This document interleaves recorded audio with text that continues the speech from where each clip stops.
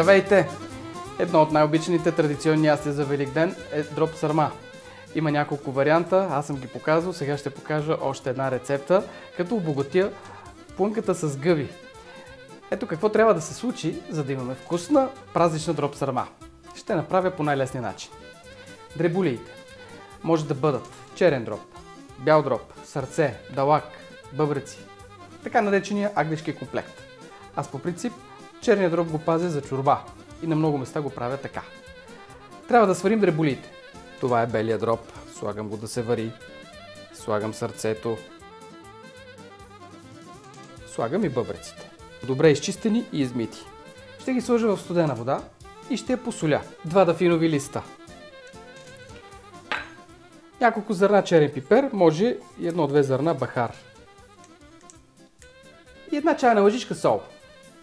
След като водата заври, изчаквам дреболиите да станат готови.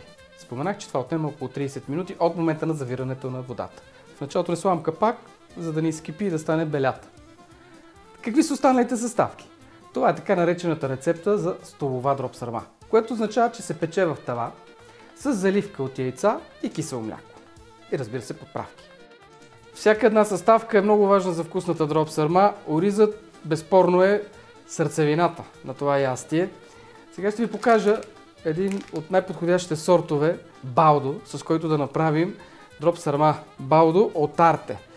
Знаете ли, че ориза се окачествява по процент начупени зърна и големина на зърната? Сега ще видите какво представлява и ориз балдо. Обърнете внимание. Колкото са по-едри зърната, а процента на чупени такива по-малък, толкова по-високо е качеството на ориза. При ориз балдо от Арте Плевен процентът на чупени зърна е около 10 и под 10%, което означава премиум качество. За премиум ястие, каквото безспорно, трябва да сложим на великденския обяд или гергьовденския. Измива много добре ориза. Може би не знаете, но оризопроизводството в България датира от 14 век, като той е съсредоточено най-вече в южните райони на страната, в Пазарджишко и Пловдивско. И според някои изследвания, произходът на ориза влияе и на вкуса на местните ястия, така че нашия български, 100% български ориз балдо е перфектният ориз за дроб сарма. Този ориз балдо може да го използвате във всякакви ястия, както от националната кухня, за плънки на чушки, за завиване на сарми, така и за такива ястия като дроб сарма или пък свинско с ориз или пиле с ориз. Изсипвам тази вода и още 2-3 пъти измивам зърната на ориза.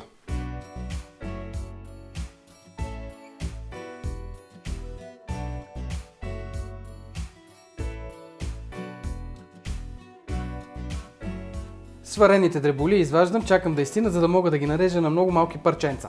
И след като ги извадих, сега ще нарежа пресен лук, като че ли е по-традиционно с него да правим дроб сармата, вкусът става по-деликатен.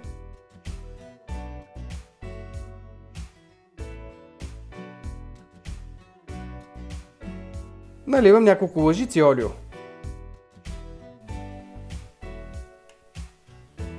Щом загрее, слагам лука. Как познаваме, че е загряло, можете да поръсите с щипка брашно. Ако започнат да се образуват балончета, мехурчета, значи е готово олиото. Сега вече олиото е горещо. А другият трик е да сложите дървена клечка или шишче и започва веднага да се пържи. По това познавате дали е добре затоплено, защото студеното олио прави яденето мазно. Особено ако пържим мекици или филийки, сложим ли ги в студена мазнина, стават мазни и лоши.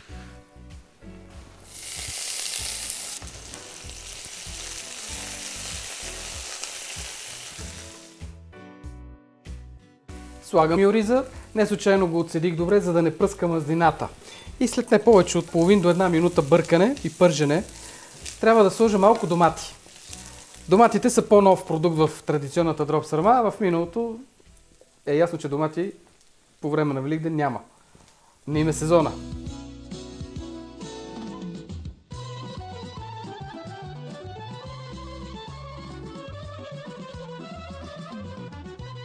И е време да нарежа дреболиите. И тази по-мазната част от сърцето я махам, защото не ми харесва. за котетата. И така, първо реже филийки, а след това всяка филийка на малки купчета.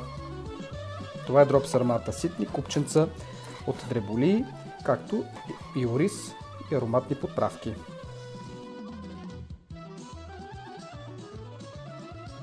Дреболиите вече са нарязани. Ориза с доматите също е задушен. Слагам дреболиите в тигана. Обърквам и наливам бульон. Бульон, в който варих. Съотношението е класическо. На една част ориз, 3 части бульон, което означава около 400 мл. 400-450. Време е да сложа и гъби. Казах, че ще правя дроб сърма с гъби. Малко по-различна рецепта от традиционната. Гъбите на Арте са сорт печурка, като са калибрирани. Отглеждат се специално за консервиране и се слагат в буркана веднага, след като се съберат, за да не потъмнеят. Докато в повечето случаи консервираните гъби са тези, които не са успели да бъдат продадени като пресни. Важно е да знаете какви консервирани гъби купувате, тъй като масовата практика е да се обработват с химикали, за да запазят или възобновят белия си цвят и добрия си търговски вид. По-едрите гъби нарязвам на филийки, по-дребните ги слагам цели.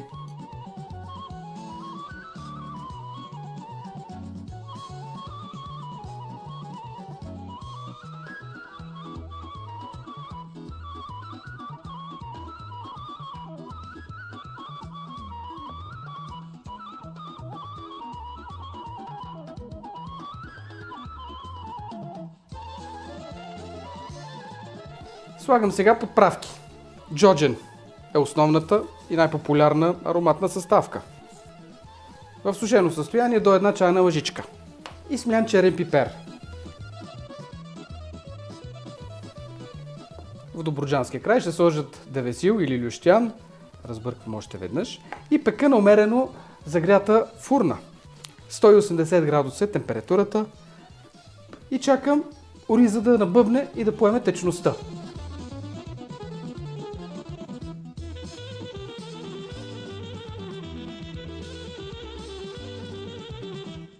За заливка това е една класическа комбинация от яйца, кисело мляко и малко брашно.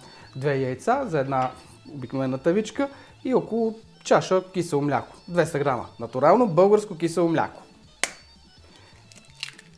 Ако случайно няма българско, в крайен случай само при неотложна необходимост, гръцко кисело мляко. Наричали го йогурт, както и да е. Разбивам добре яйцата и слагам киселото мляко.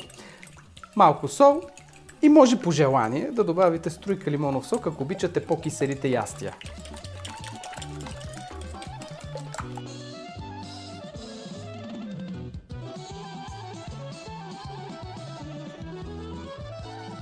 Брашното прави по-приятна коричка на заливката. И щепка сол, както споменах.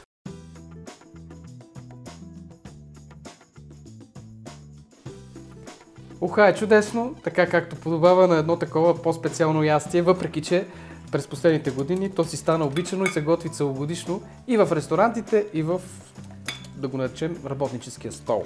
Сипвам заливката.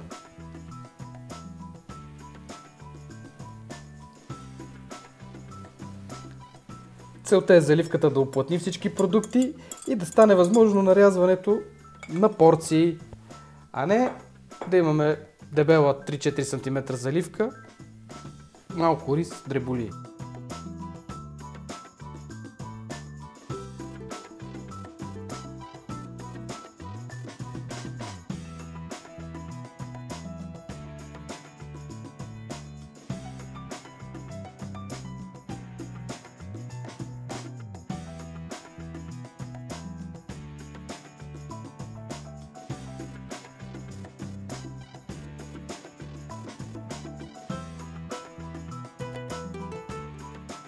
Това е традицията дроб сърма да се поднесе с кисело мляко. И малко само да изтине, проба и оценка. Аз рецептата си я спазвам от много години, така както съм я учил в рецептурника, който беше задължителен за всички готвачи. Ароматът е типичния. Джоджен, дреболии и гъби.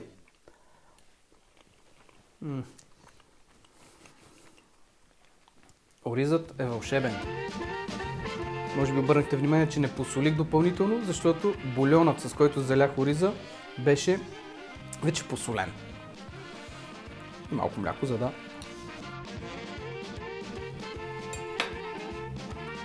се съчетаят вкусовете перфектно. И искам да благодаря на Арте Плевен за предоставения ориз, за помощта да направим това специално издание на нашия канал, посветено на великденския традиционен специалитет – дроп сърма. Можете да коментирате как правите дроп сърмата, какви подправки слагате, защото е цяла наука правенето на това ястие и в цялата страна. То се поднася в десетки, може да се каже и стотици разновидности.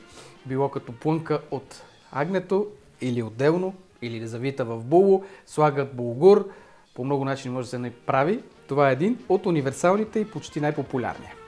Желая ви всичко хубаво и весели празници! Довиждане!